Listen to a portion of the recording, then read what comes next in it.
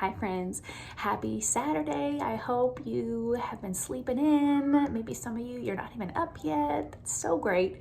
I hope you're just enjoying a warm, cozy bed and a lazy Saturday morning. I want to mention, touch base about tomorrow morning. Say, yes, we're getting snow, and that's fun and exciting.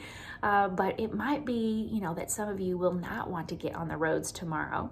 So for tomorrow morning, we are going to just do, we're going to do the rhythm. So we're going to just kind of practice being a spiritual family here at our home as a family. We're going to follow the rhythm of, we'll have a brunch at 11, and then we will gather and do Discovery Bible Study together, and we're going to just enjoy each other and have fun together. So you are more than welcome. If you want to come, if you feel comfortable coming, then you are so welcome. I say that, just not fully knowing how bad it's going to be and if people will feel really uncomfortable or if somebody would still want to come. So you're welcome if you feel comfortable and still want to come. But if not, be so released. And I want to just invite you to embrace the day as a Sabbath. And I'm going to talk about some of the things we're going to practice as a spiritual family that I encourage you to lean into and discover how you can do it, either as a family, if you are with your family, or if you're by yourself, if you're in a dorm room, if you're in an apartment. These are a few things that you can think about in terms of embracing tomorrow as a Sabbath. So a Sabbath, as many of you know, it means to cease. It means stop. It's when it comes out of the creation account in Genesis. God creates the world. He looks around. He sees all that he has made, and he sees it and says, this is so good. This is good. And so then he stops and he rests. And then he declares this day is holy. This day, the seventh day, is a day of rest, and it has been labeled as sacred and holy unto the Lord. So what is so beautiful about this idea is that we're stopping partially because, God didn't do this because he needed to do it. He did it to demonstrate something for us, which is what we're doing with all the practices, the things that we do as, practicing rhythms or spiritual disciplines. We talked about in the Jewish culture, all of these things mean something deep and important to who we are as the people of God. There's a truth that is proclaimed through the practices that we do, that we act out. We're acting something out when we do these things. So we're acting out the truth that we are not God, that the weight of the world does not rest on our shoulders, that actually there's someone else who's God, and we actually can cease from our work because he is still sovereignly reigning and in control and carrying the weight of all the things. So there's this deep spiritual practice that is the Sabbath, that is we get to cease from our work and actually rest because our God is in control, because he is able, he is capable, he is sovereign, he is reigning. So we have rest in our souls because we're trusted. This is the underneath of that is trust. We're trusting him with all the things that we're worried about, that we're carrying, that we're struggling with and wrestling through. We're trusting him with all of that, and we're ceasing to toil and work and labor, and we're saying, okay, today I stop, and you are God, and I will trust and I will rest in you. But Sabbath isn't just stopping from work, in that it also means delight. So we also choose to stop from our work and delight. We delight in the Lord, our God, and we delight in the things that he has made. We delight in the blessings that he has given us. We get to look around and say, look what God has done. This is good. Look at the goodness in my life. Look at the blessings in my life. And so Sabbath is a day of stopping and resting, but also a day of delight and rejoicing and worshiping and celebrating who God is and all that he has done. So as we gather as a spiritual family, I mentioned 3 different categories on Wednesday night that are these different rhythms. And that first one was rhythms of the table, which basically means community. But even more so, we're acting out our identity as a people of oneness, that God in such a mysterious and profound way that is so tied to his image, and it's rooted right in the creation story of man and woman, that it was not good for man to be alone. God established a community of oneness like himself. We are called to be one with him and one another. And then we see that expressed again in a renewed, beautiful, more multifaceted way as Jesus institutes the church, and we become one through the Holy Spirit and with Jesus as the head. And so this people of oneness is a very foundational part of who we are as the people of God. So rhythms of the table are so important because we're acting that out. We're learning how to act out being a people of oneness, both with God and with each other. So here are 4 different practices that we're going to lean into as a spiritual family, but that I encourage and invite you to explore and lean into even tomorrow morning, even if you stay home, whether with your family or by yourselves. So the first one is eating together, the breaking of bread.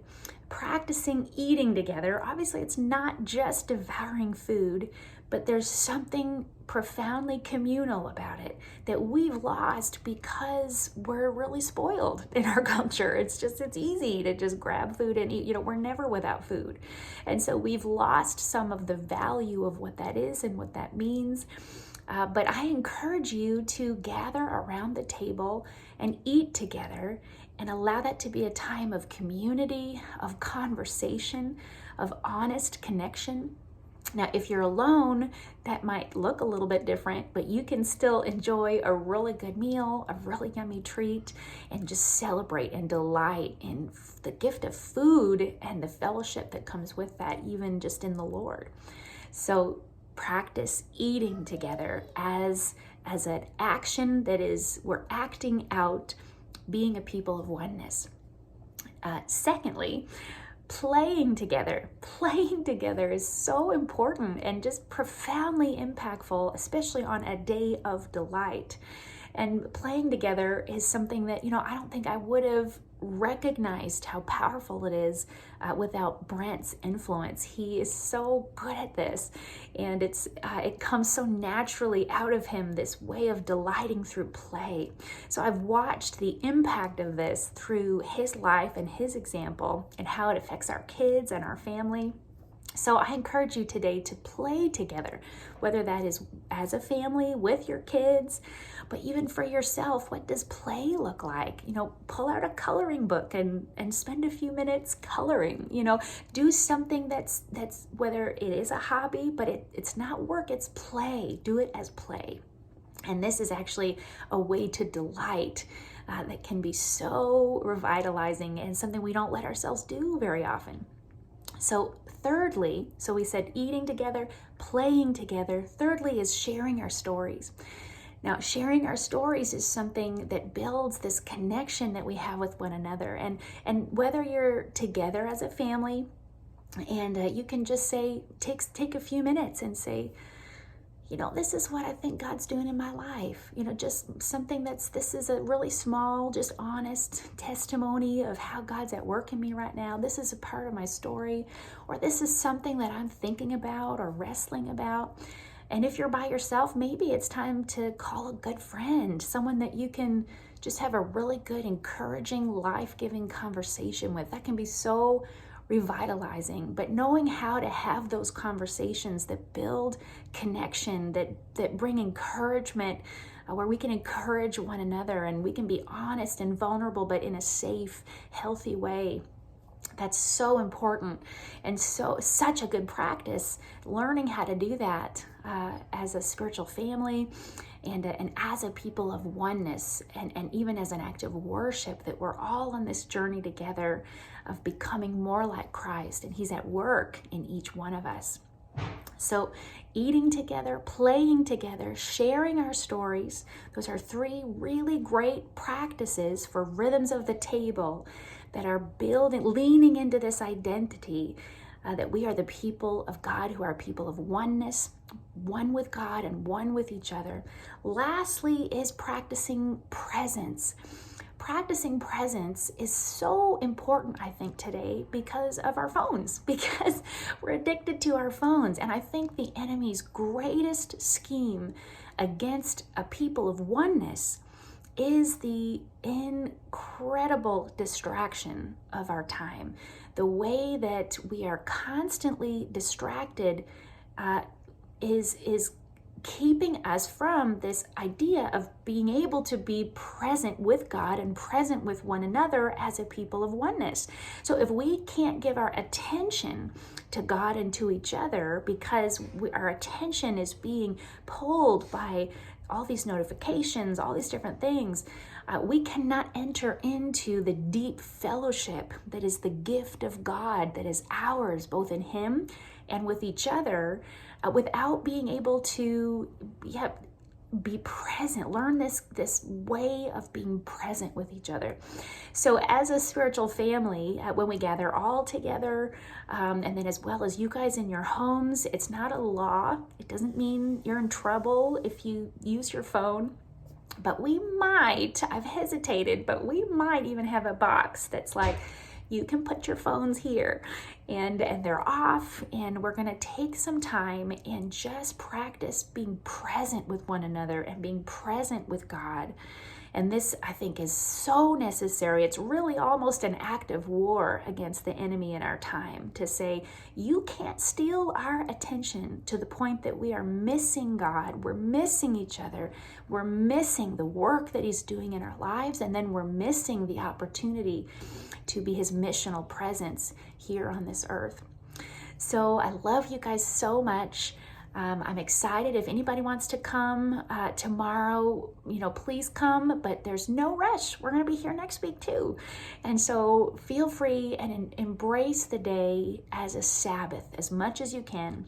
And then lean into some of these, maybe not all of them, but some of these practices that we will kind of try to cultivate as a spiritual family in these rhythms of the table, practicing eating together and playing together and sharing our stories and practicing present with God, present with each other. So bless you and have a fantastic day.